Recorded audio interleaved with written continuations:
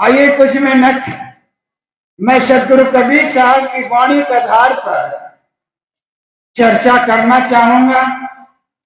जो प्राय आप लोग इस सभा से वो साखी आप लोगों ने सुनी है। आइए मैं उन्हीं साखी को मैं दोहरा रहा हूं। कबीर साहब ने कहा है, पोथी पढ़ पढ़ जग मुआ, पंडित भया न कोई, ढाई आखर प्रेम का पढ़े सो पंडित हो। प्रेम पाठ का चोलना पहिर कबीर नाच, पानिप दिन नो ताश को जो तन मन बोले साच। सदगुरु कबीर पहली साखी में कहते हैं, पोथी पढ़ पढ़ करके जगत के लोग मर गए लेकिन पंडित नहीं हुआ। और ये वचन कहाँ वे कह रहे हैं? काशी, जहां विद्या का केंद्र माना जाता है। आज भी वहां 4 महाविश्वविद्यालय हैं बनारस काशी में, विद्या की नगरी कही जाती है। और जिस समय कबीर साहब का प्रादुर्भाव हुआ उस समय तो काशी अपनी जगह पे चमक रही थी और कबीर साहब का जन्म वहीं होते। और ये भी आश्चर्य है, उनके जन्म के विषय में भी संदिग्ध है, उनके माता पिता के विषय में संदिग्ध है, और किस विश्वविद्यालय में पढ़े हो ये भी संदेह है। लेकिन वे अतना वे महापुरुष कभी वे डरते नहीं है, डरना वे नहीं जानते। वे निर्भय होकर के जो कहना चाहते हैं वो कहते हैं। ये आश्चर्य है। इस संदर्भ में सदगुरु अभिलाष साहब कहते हैं, धर्म नाम पर झूठी महिमा फैलाने वालों को, पूजा के बल पर जनता के दुख हरने वालों को बख्शा नहीं, जोर फटकारा ललकारा दम्भों को, पाखंडों की भित्त गिराई मिथ्या के कम्मों को, बड़े बड़े गद्दीधारी को जो डरना नहीं जाना, जिसने सत्य सार के कहने में भय कभी न माना। धर्म नाम पर झूठी महिमा फैलाने वालों को कबीर ने कभी किसी को बख्शा नहीं। जो कहा फटकार के कहा और जोर से कहा। आश्चर्य होता है, इतिहास हमारे सामने है। सुकरात को जहर दिया गया, यूनान के महान दार्शनिक सत्ता ने उस समय उन्हें जहर दिया गया और ईसा मसीह को क्रॉस पे चढ़ा दिया गया। क्रॉस कैसे होता है? लकड़ी के तख्ता में उन्हें सुला दिया जाता है, जेली को कांटे की टोपी उसके सिर पे पहना दी जाती है, दोनों हाथ में कील ठोक दिए गए, दोनों पैर में कील ठोक दिए गए और छाती पे कील ठोक दिए गए। उसके बाद भी ईसा मसीह क्या कह रहे हैं? प्रभु क्षमा करना, इन्हें ये पता नहीं मैं क्या करने जा रहा हूं। ये है संतत्व। ईरान के महान फकीर, उन्हें शूली पे चढ़ा दी गई, मंसूर को। उनका इतना ही अभियोग था, अनल हक अर्थात मैं ही खुदा हूं। इस्लाम में मैं ही खुदा कहूं बहुत बड़ा दोष। उन्हें शूली पे चढ़ाई गई।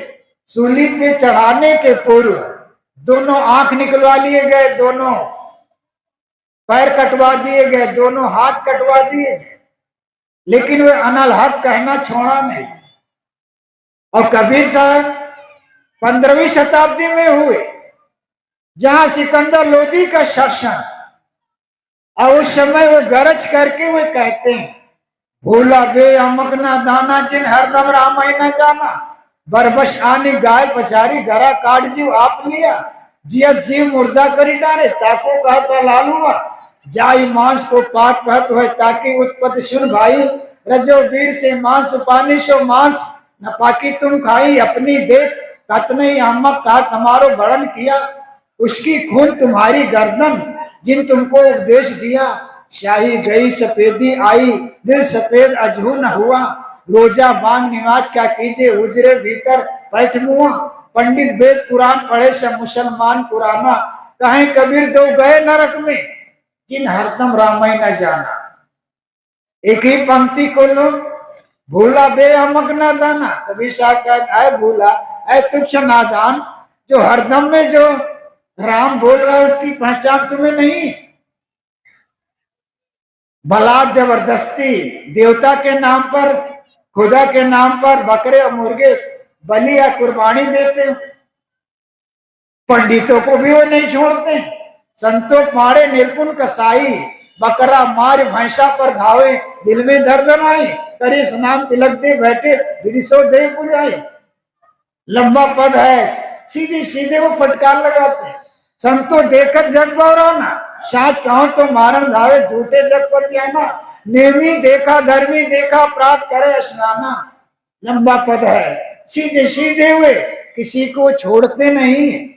इतना दुष्ट भाषा में कहते हैं। एक इतिहासकार ने लिखा है कि 119 वर्ष कुछ महीने उसका धड़ पे सर कैसा बना रहा नामुमकिन। इतना तेज कहना, इतना जोर से कहना, और काशी में कहना जहां विद्या का केंद्र माना जाता है। साहब कहते हैं पोथी पढ़ पढ़ के लोग मर गए लेकिन पंडित नहीं हुआ। ये पंडित कहे जाने वाले, अगर कोई शूद्र कहे जाने वाले के अगर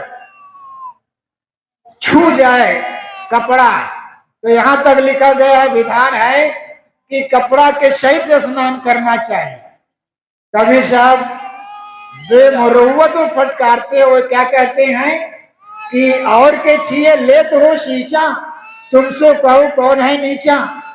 और के छू लेने मात्र से और पवित्र करते हो पानी झूठा ढकोसला करते हो, हम पवित्र पवित्र कह करके। तुमसे कहो कौन है नीचा, तुमसे बड़ा नीच कौन।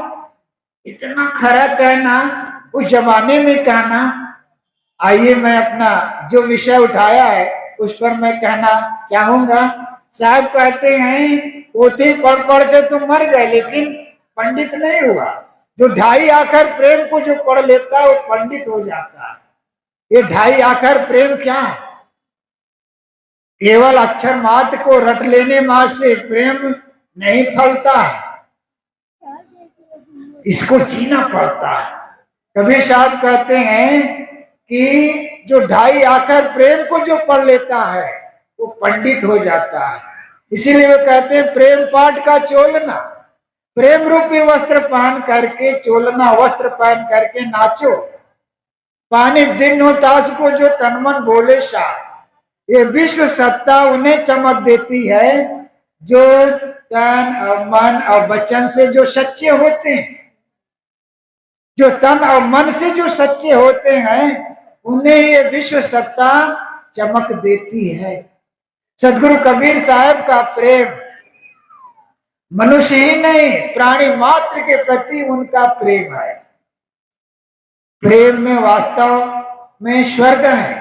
सदगुरु अभिलाष साहब का सूत्र है प्रेम में स्वर्ग है और अनासक्ति में मोक्ष है।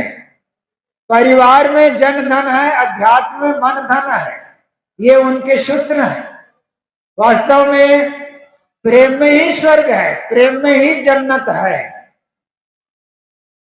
जिस परिवार में आपस में प्रेम है तो निश्चित है घर में जन्नत है, घर में स्वर्ग है। किसी ने बहुत सुंदर कहा है दुनिया बनी है दो जग, जन्नत इसे बनाए, वैकुंठ से भी सुंदर धरती को हम सजाए। दुनिया बनी है दो जग, जन्नत इसे बनाए। आए दुनिया दो जग बनी है, कहने वाला कहता इन्हें जन्नत बनाना, वैकुंठ से कहीं सुंदर इसी धरती को सजाना है। आज दुनिया दो जग बनी है, कहने वाला कह रहा है। निश्चित है आज संप्रदाय को लेकर, धर्म को लेकर, जाति को लेकर, मजहब को लेकर आज नरक बना हुआ है। आज हम लोग 21वीं सदी में चल रहे हैं। आज शिक्षा युग है, फिर भी आज भी जाति के आधार पर व्यक्ति का मूल्यांकन किया जाता है। अब हमारे ऋषियों ने क्या कहा, मनुर्भव जन्यम दिव्यम जन्म, मनुष्य बनो, अब दिव्य जनमानस पैदा करो। कृतेन ही भवेदार्यो ना धनेन विद्या, धन और विद्या से व्यक्ति आर्य अर्थात श्रेष्ठ नहीं होता, किंतु दिव्य ज्ञान और दिव्य आचरण से मनुष्य होता है, आर्य होता है। वेद व्यास जी कहाँ पैदा हुए सबको पता है, गुरु वशिष्ठ कहाँ पैदा हुए सबको पता है। ऋग्वेद में शाप मंत्र आता है, उतास मैत्रा वर्णो वशिष्ठो उर्वश्या, मित्र वरुण और उर्वशी वेश्या से गुरु वशिष्ठ पैदा हुए और राम के गुरुदेव हुए। उनके पुत्र कौन, शक्ति, और शक्ति के पुत्र कौन, पराशर, पराशर के पुत्र कौन, वेद व्यास, और वेद व्यास का वंशज कौरव पांडव। व्यक्ति का मूल्यांकन जाति से नहीं किंतु दिव्य ज्ञान और दिव्य आचरण से है। सदगुरु कबीर कहते हैं, सदगुरु अभिलाष साहब कहते हैं, प्रेम में स्वर्ग है। आज संप्रदाय और जात को लेकर आज भी तलवार खींच जाती है।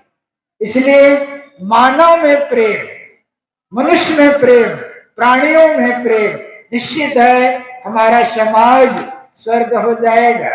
कम से कम अपने घर में तो जन्नत उतारो, कम से कम अपना परिवार में तो स्वर्ग उतारो।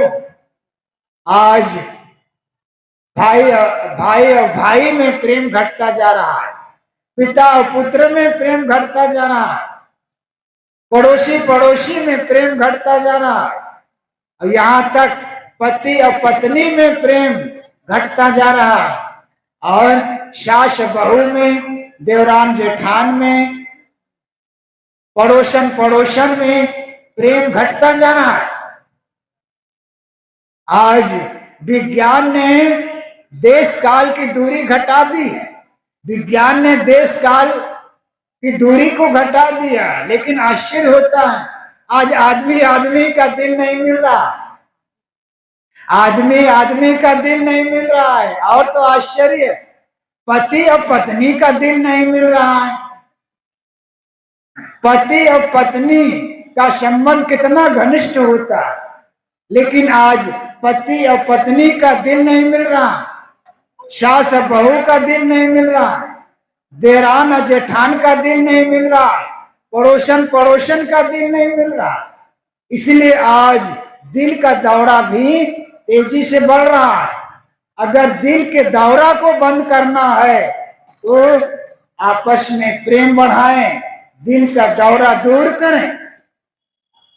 पति और पत्नी का रिश्ता कितना घनिष्ठ होता है। ऋषियों ने क्या कहा है, विवाह विशिष्टम बहना, विशिष्ट ढंग से एक दूसरे को लेके चलना, सहारा देना, ये विवाह का अर्थ होता है। लेकिन आज नई पीढ़ी में क्या हो रहा है, इसलिए बैंकरों ने अर्थ उलट दिया। क्या अर्थ उल्टा, विवाह पहले क्या होता है, वाह वाह, बीच में आ, अंत में तवा, वाकई में यही है विवाह।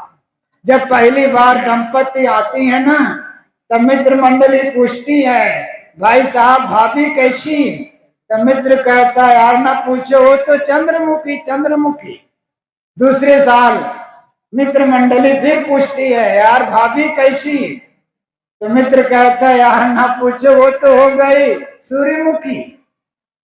तीसरे साल पुनः मंडलियों ने पूछा, भाभी कैसी, तो मित्र कहता है, यार ना पूछो, वो तो हो गई ज्वालामुखी। बहनों से निवेदन है, ज्वालामुखी न बने, ना सूर्यमुखी बने, चंद्रमुखी बन करके घर में स्वर्ग उतारे। एक नीतिकार ने लिखा है, नारियों को चाहिए संतान को संपन्न बनाने के लिए वे लक्ष्मी का रूप धारण करें, नारियों को चाहिए संतान को शिक्षित करने के लिए सरस्वती का रूप धारण करें, और समाज में कुरीतियों और ढोंग और पाखंड को दूर करने के लिए दुर्गा का रूप भी धारण करें।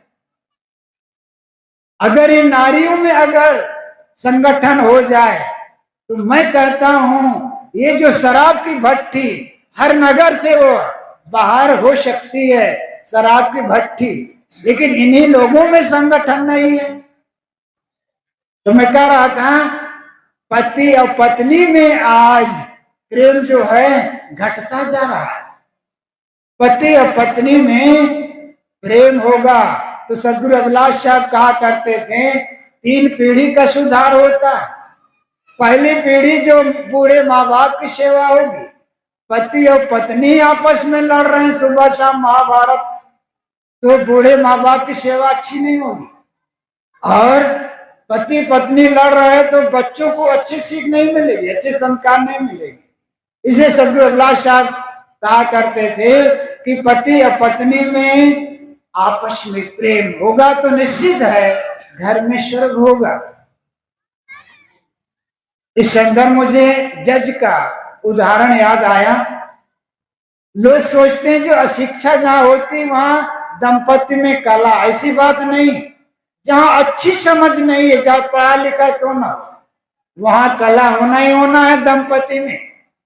जज अपना मित्र के साथ कहा आया अपने आवास में, गाड़ी से जो ही उतर रहे थे देख रहे थे कि 2-4 बच्चे का आपस में खूब उधममान मचाए हुए हैं, खेल कूद मचा रहे हैं। 2-3 महिलाएं आपस में खूब हंस हंस के बोल रही थी। जज और जज के मित्र को देखते ही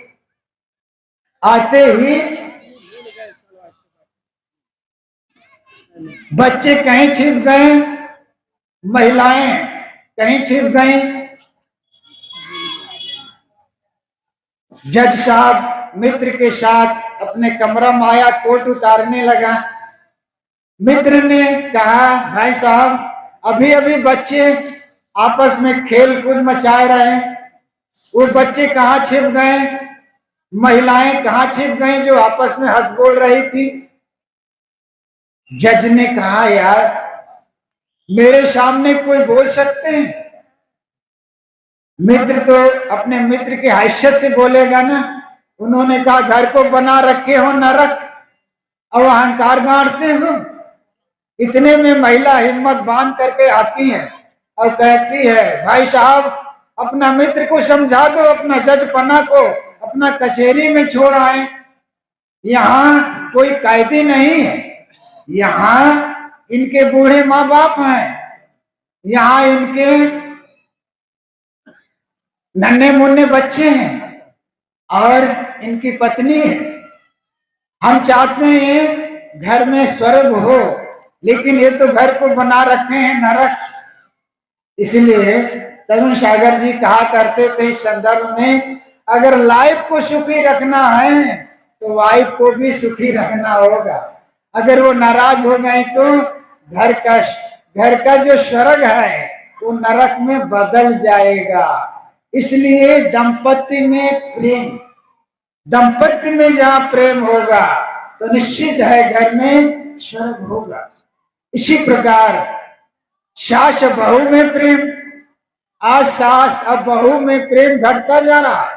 अक्सर नई पीढ़ी में नेवला और सांप का बैर होता जा रहा है। नेवला और सांप का बैर बड़ा कठिन होता है, आज ऐसे ही हो रहा है। नई पीढ़ी में सास और बहू का प्रेम घटता जा रहा है और नेवला और सांप का बैर बढ़ता जा रहा है। सास और बहू में माँ और बेटी का रिश्ता होना चाहिए। ये माताएं बेटा की शादी के लिए उतावली रहती हैं कि कब बहू आए, कब बहू रानी घर में आए। लेकिन जब शादी हो जाती है बेटा की, जब बहू आ जाती हैं, तब यही लोग कहती हैं कि जाओ घर में बहू रानी है, जाओ घर में गृहलक्ष्मी है। बंधुओं जरा इसको जोड़ दो। बहू रानी आप कह रही हो, लक्ष्मी जोड़ रही हो, दोनों को जोड़ दीजिए तो क्या हो जाएंगे? महारानी लक्ष्मी बाई। अब महारानी लक्ष्मी बाई आप अपना घर में बना करके लाई हो बहू को, अब आपकी सत्ता उस घर से समाप्त हो गई। अब एक किनारे बैठे रहो। बहुत छोटी छोटी बातों को लेकर के नुक्ताचीनी करना बंद करो। आप बेटी बना के लाई हो, रानी बना के लाई हो, लक्ष्मी बना के लाई हो, इसलिए बहू का सम्मान करो। बेटी है, आज बहू को सताती हो तो समझ लीजिए तुम्हारा बुढ़ापा दुखद बीतेगा।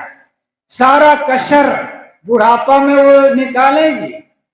और जो बहू सास को सताती है तो समझ लीजिए वो भी कान खोल के सुन लें, उनको भी सताने वाली बहू जन्म ले चुकी है। आज उन्हीं के जरिए बहू रानी बन के आई हो। वो सास खास है, अगर वो खास सास ना होती तो तुम्हारा पति इस घर में जन्म ही न लेता। इसलिए हमारे ऋषियों ने क्या कहा, मातृ देवो भव, पितृ देवो भव, आचार्य देवो भव, अतिथि देवो भव। गृह रूपी मंदिर में जगत जननी माता है जो साक्षात अम्बा है, जिसका गौरव आचार्य और पिता से कम नहीं है। उपाध्याय से 10 गुना श्रेष्ठ आचार्य, आचार्य से 100 गुना श्रेष्ठ पिता, पिता से 1000 गुना श्रेष्ठ माता गौरव युक्त होती है। इतना गौरव माँ का बताया। इसलिए हमारे ऋषि कहते हैं पहला देवता यदि कोई है वो है माँ है। इसलिए मातृ देवो भव, पहला देवता घर में माँ ही है। इसीलिए ऋषि कहते हैं इस गृह रूपी मंदिर में जगत जननी माता है जो साक्षात अम्बा है, जिसका गौरव आचार्य और पिता से कम नहीं है। उपाध्याय से 10 गुना श्रेष्ठ आचार्य, आचार्य से 100 गुना श्रेष्ठ पिता, पिता से 1000 गुना श्रेष्ठ माता गौरव युक्त होती है। इतना गौरव माँ का बताया। सर्व तीर्थमय माता, सर्व देवमय पिता, सभी देवों में देव पिता है और सभी तीर्थों में श्रेष्ठ माँ के चरणों में। इतना गौरव माँ का बताया गया है। इसलिए पहला देवता माँ है। लेकिन आज अगर बहू अगर सास को सताती है, बात बात में वो ठोकर देती है, तो समझ लीजिए कि उनको भी सताने वाली पैदा हो चुकी है। ये दुनिया अदलू बदलू की चीज है।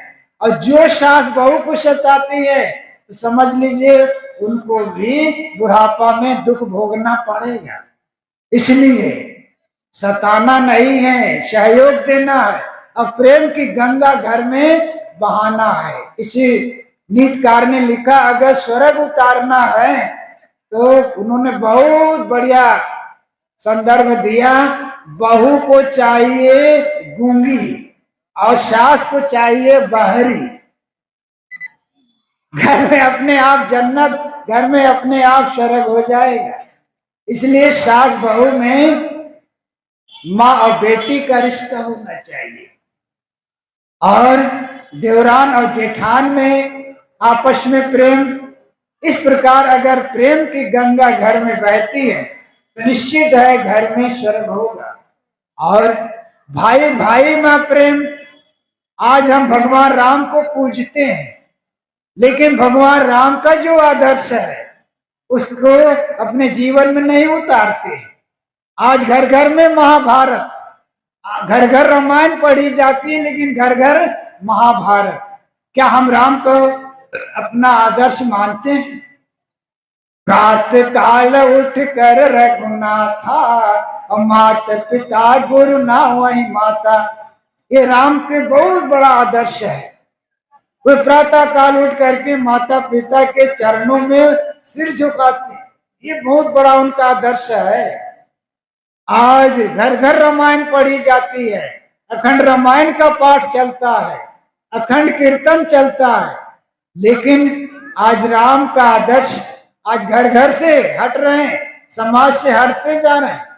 इसीलिए किसी बैंककार ने लिखा आज क्या हो रहा है, हरे राम हरे हरे बकरे मुर्गे घरे घरे, हरे राम हरे हरे बकरे मुर्गे घरे घरे, राधे श्याम 2-2 अंडे शोभे शाम, रोजा रहे रोज रोज और मुर्गी मुर्गा मारे खोज खोज, सिया राम मैं सब जग जानी और बेचे दूध मिला वही पानी।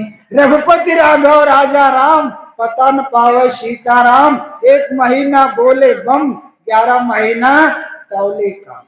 कुछ लोग मंदिर में, मस्जिद में, गिरजाघर में, सत्संग में इसलिए आते हैं मन को बदलने के लिए, और कुछ लोग आते हैं जूता और चप्पल बदलने के लिए। ऐसे लोगों की भक्ति को क्या कहा जाए। मंदिर, मस्जिद, गिरजाघर, ये सत्संग, ये उपासना की जगह है, परिवर्तन स्थल है। और इस जगह आकर के किसका परिवर्तन कर रहा है? मन का परिवर्तन नहीं कर रहा है। किसका परिवर्तन कर रहा है? बढ़िया से बढ़िया जूता कहाँ रखा है, बढ़िया से बढ़िया चप्पल कहाँ रखा है, या क्या यही बदलने के लिए ये सत्संग, ये मंदिर, मस्जिद, गिरजाघर हैं? ऐसा नहीं। तो मैं कह रहा था कि आपस में प्रेम, भाई भाई में प्रेम, पिता पुत्र में प्रेम, तो निश्चित है घर में जन्नत होगा, घर में स्वर्ग होगा। कबीर साहब की साखी मैंने उठाई थी, पोथी पढ़ पढ़ जगमुआ, पंडित भया न कोई, ढाई आकर प्रेम का, पढ़े सु पंडित हो। प्रेम पाठ का चोलना, पहिर कबीर नाथ, पाने दिन ताश को, जो तन मन बोले साच। इसी शब्दों के साथ अपनी वाणी को विराम। तो आप सबको धन्यवाद। बोलिए सदगुरु कबीर साहेब की, संत समाज की, भक्त समाज की।